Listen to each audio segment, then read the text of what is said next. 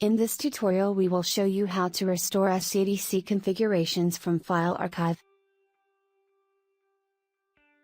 Open FCT in web browser. Localhost :8300.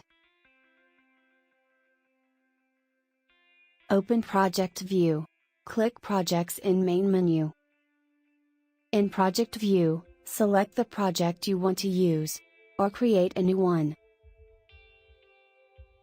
To load a zip file with stored configurations, click Load Zip File.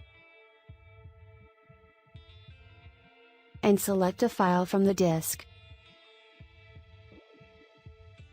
Configurations from the file are loaded and listed in selected project view. Select the SCDC configuration you want to restore. If you replace an SCDC with another SCDC with a different MAC address, select Force over MAC address option.